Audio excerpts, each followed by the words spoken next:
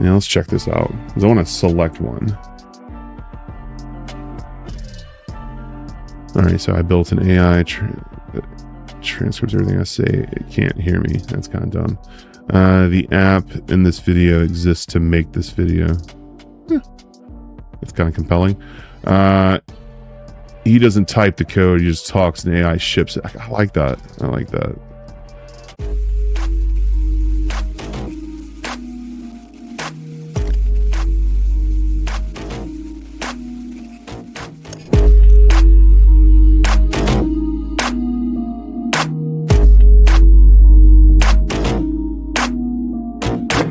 Yeah, the purpose of the stream is to show off the application that I'm building.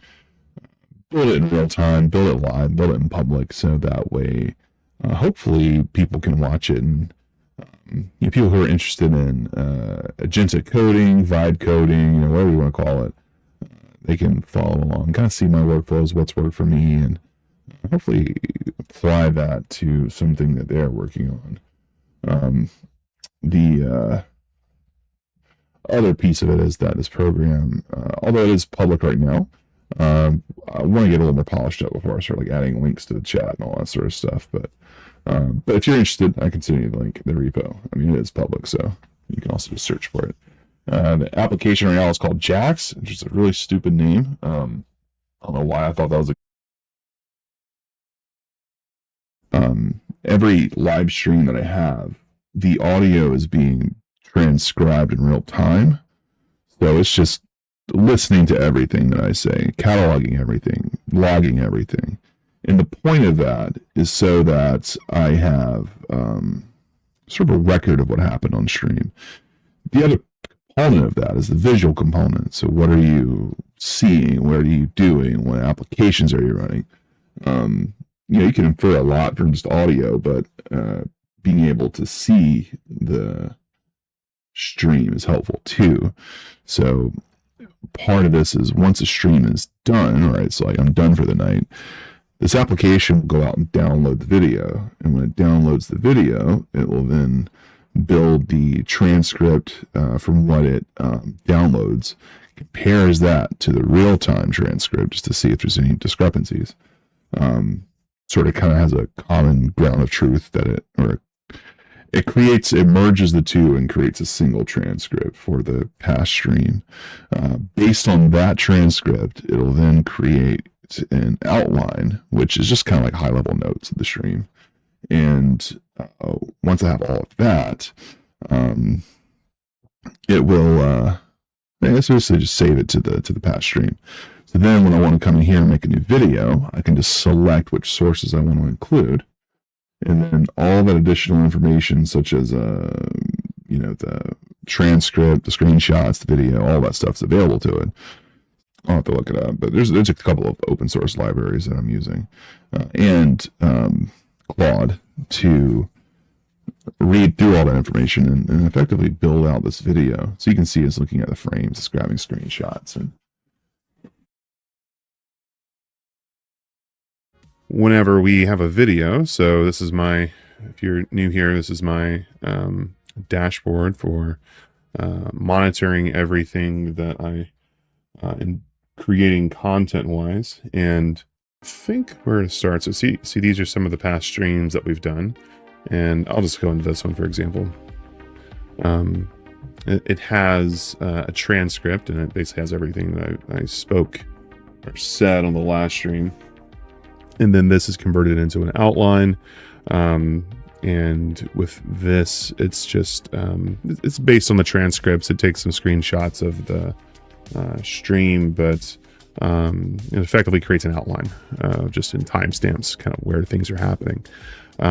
Based on this information, I can go into my videos and I can plan a video, and I can do a short form video, and I can select whatever video or whatever past. So these are some of the shorts that I've created over the past few days, and this is probably the best.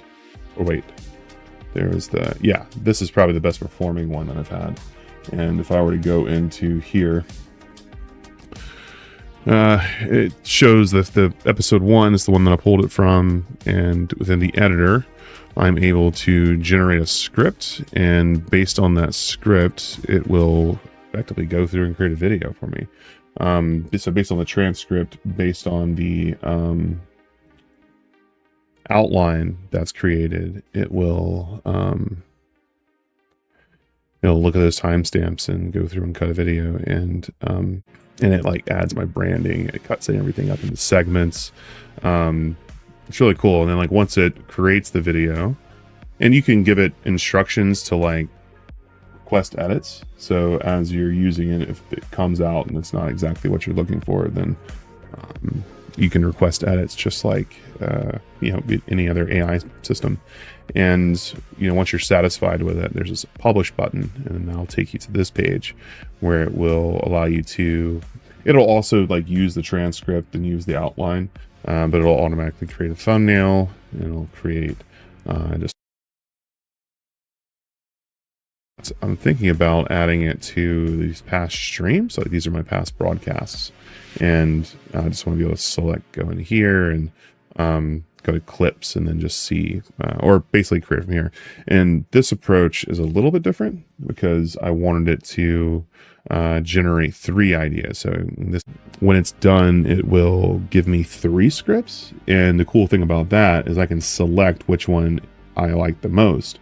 And by selecting one, it's kind of like a cheap RLHF where it feeds back, this is the one that I prefer out of the 3, and it looks at the 3 and like what's different about these, why it selects a winner each time. So based on that feedback that I give it for just these 3 scripts, so there we go. So we got 3 scripts, and we can read the script, and kind of gives us an idea of what it's looking for. And then the idea is you would just select one. You select your favorite, and then based on your which one you select, it just sort of feeds back in. So let's see, he doesn't type the code, he just talks and AI ships it. Oh, that's hilarious. That's like that Swagger Rhythm song. Generate spectrograms of bleeped regions. Oh, is it going to add little beeps? Like little. Every time I swear, it's like beep. Because that'd be kind of funny. I didn't ask for that. Beeps. Censoring. Oh, that's hilarious. They did do the little beeps. Okay, so we should have a video now. So now, like, I've hired all the people, and I've built a custom MCP server for Claude. And it doesn't look like anybody's going upstairs anymore. Fuck, there you go. There's no fucking. You know what? This. Oh wow, thing upstairs. Broke all. All I was trying to do is to get my stairs back. All the joys of vibe coding, right? Oh god, the stairs. Oh beeped. It actually fixed my upstairs finally. Hell yeah. It's not bad. I mean, it's actually pretty impressive. I don't know. I kind of want to put it out. But it's not quite there. Can I do some edit? Oh, I guess this is the area. So let's remove the very first scene. Let's update the outro card to use my branding and logo files. What else do we need? There is one censor bleep that is not aligned to the censored word. Please update this. Also, oh, sick. So right here, this is using my custom MCP server and the tools related for it to get the brand assets and the links. So this will be like, my social links, and this is like my logo and that sort of stuff. That's cool. That's super cool. All right, so right off the bat, I don't like the fact that it used the gold logo, but I'll let it slide. I'll see how it works. I like the white because that's just more the brand, but we'll see. Let me turn. hell yeah. I built a custom MCP server for Claude. On my first stream, a missing staircase turned into an all-night battle. Claude, reboot. It's not bad, but I mean, it's kind of bad. So now that we have this, so this is the session, I can request edits. Captions do not line up with what I am saying. Also, you use the gold logo, right, branding, and it should have been the original white. So now I've sent those back, and it won't have to do the whole process over again, but it will have to, it will take a little bit longer. Probably like 10 or 15 minutes or so, but so these are the two libraries that I'm using here. VideoUse, which VideoUse just allows you to edit and work with video using Claude Code at a high level. It does a lot, but cuts out filler words. It does auto color gradings, audio fades, which is kind of nice. Burns in subtitles, generates animation. The animations are one that I want to adjust because all those you can adjust them via a skill. So, and this is HyperFrames. HyperFrames is it's basically a render. It handles the rendering and handles the timeline too. we'll get it posted. So actually, I wonder while it's doing that, if I go to publish. So it's pulling the video, but let me generate a thumbnail. I can show you that process. And basically it's the same deal. It's grabbing the title and description and the script and all of that stuff. And there's a skill associated with it. So it'll use all that to generate a thumbnail. Thumbnails do take a little while. I just have a ChatGPT Plus account, and that's what's using it, or that's what I'm using to generate the images. Oh, there we go.